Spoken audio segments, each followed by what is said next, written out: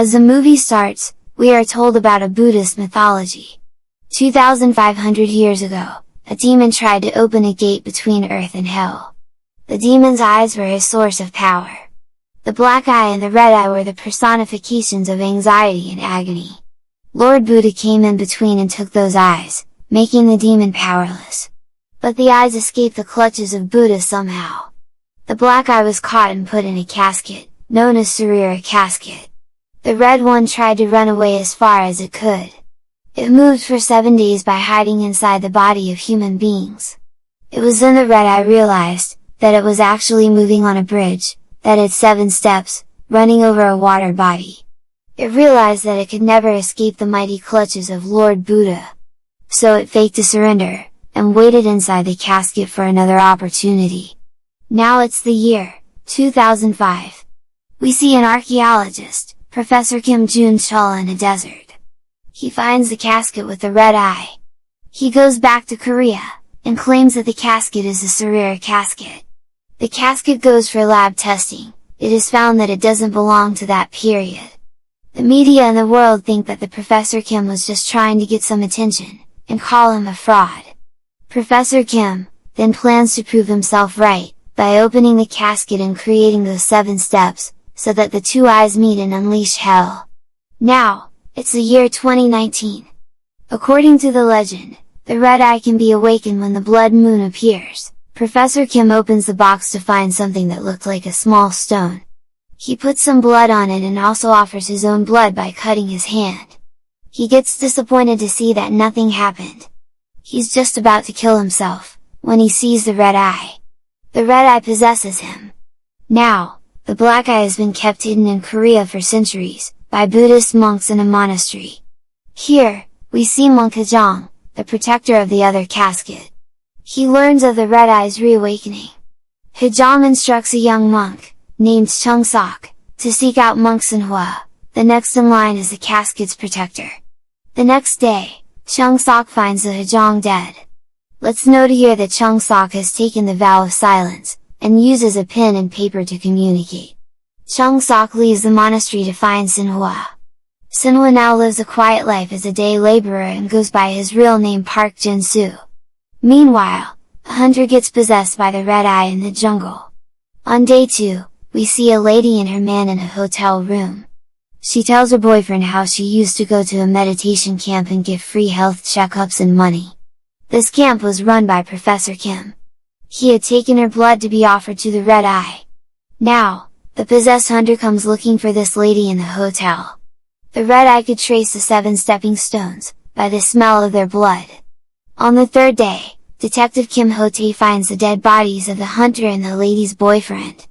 The detective is really confused to see that the dead body of the hunter was badly decomposed, as if he was dead for long. But actually, he was seen alive just yesterday. Now, the detective starts looking for the missing lady. On the 4th day, Chung Sok reaches the city along with the casket with the black eye, looking for Park Jin-soo. He loses the casket in the station. There, he sees a girl with short hair for a few seconds. She was staring at him, then she vanishes. In the next scene, Dong Jin, a partner of Detective Kim Ho-tae, suggests him to take help from the virgin shaman, whom he knew. Detective Kim disregards his idea. Chung Sok finds Park, and the two prepare a plan to stop the eyes from reuniting. He also tells them about the death of Hajong and that he had lost the casket. In another scene, a guy on a bike sees a woman standing on the street.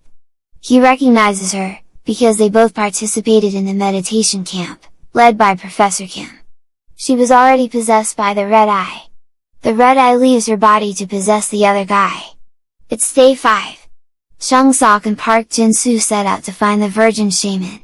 Park Jin-soo takes along an axe, a yop mala and a shirt covered in blood. On the way, Park Jin-soo buys Chung Sok some food and shoes. Chung Sok is so happy that he thanks Park Jin-soo, and forgets his vow of silence. Meanwhile, Detective Kim Ho-tae finds the dead body of the girl on a street, under a bridge. Her body is also badly decomposed. While waiting at a train station, Park Jin-soo gets a flashback. 20 years ago, he got into an accident that killed his wife and son. The accident was due to another woman's fault. Later, that woman killed herself and left a letter for Park Jin-soo. In the letter, she asked Park Jin-soo for forgiveness, and requested him to take care of her son, whom she left.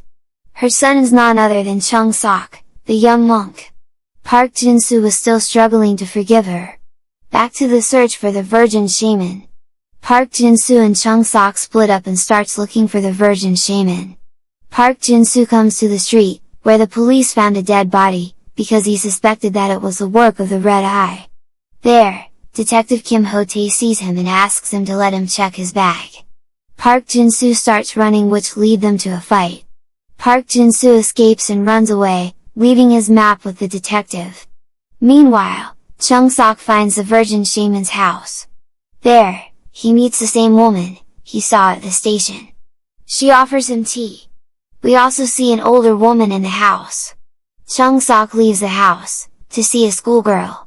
She is one of the 7 stepping stones, and is already possessed by the Red Eye. He runs away from her.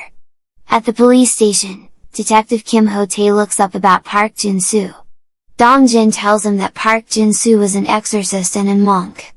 The two goes out looking for him with the help of the map that Park Jin-soo left. They suspected that he was involved with the murders.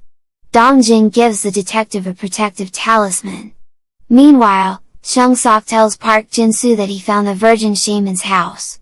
Park Jin-soo tells him that he plans to kill the shaman. If he kills the shaman, the two eyes would be prevented from reuniting. Hearing this, Chung Sok runs away to save the shaman from Park Jin-soo.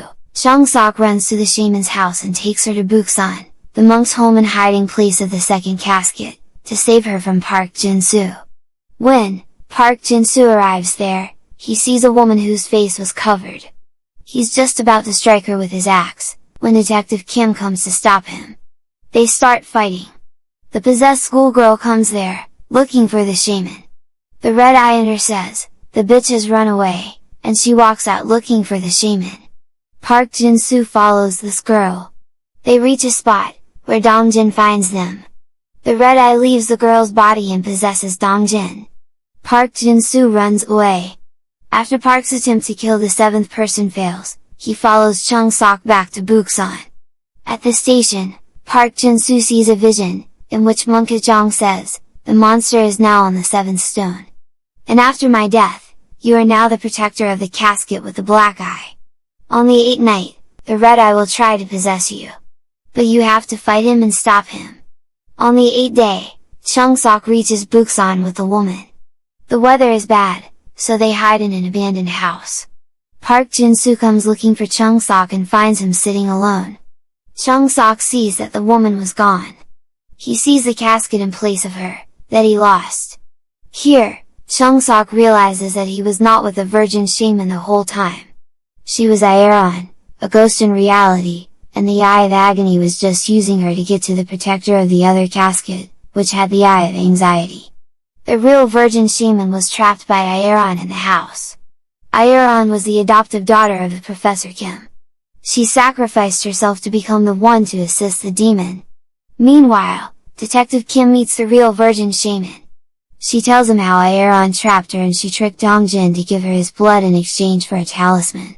Near the monastery, Park Jin-soo starts preparing for the 8th night. He sets a trap for the Red Eye. He writes protective symbols on Chung Sok's clothes and instructs him to kill him, when the Red Eye possesses him. The demon needs to possess the casket's protector to open the second casket. Therefore, Park appears as bait to trap the demon inside a barrier protected by Buddhist chants. Now, the possessed Dong Jin comes there looking for them. The Red Eye in him tells Park Jin-soo that, since he left the monastery and stopped being a monk, Chung Sok is now the protector of the caskets. The demon then directs Aeron, to bring Chung Sok to him. She removes his protective clothing and does the same. However, Chung Sok escapes. The demon chases Chung Sok and Park follows them. Just as Park Jin-soo strikes Dong Jin's body, Detective Kim Ho-tae arrives and shoots Park.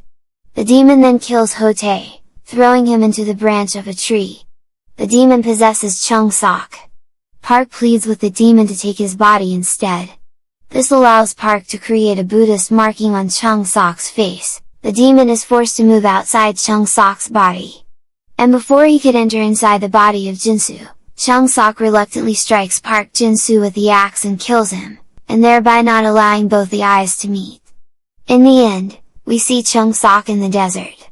He buries the casket there. He sees Ayeon standing there, with chains around her legs, incapacitating her freedom. Chung Sok forgives her and frees her spirit.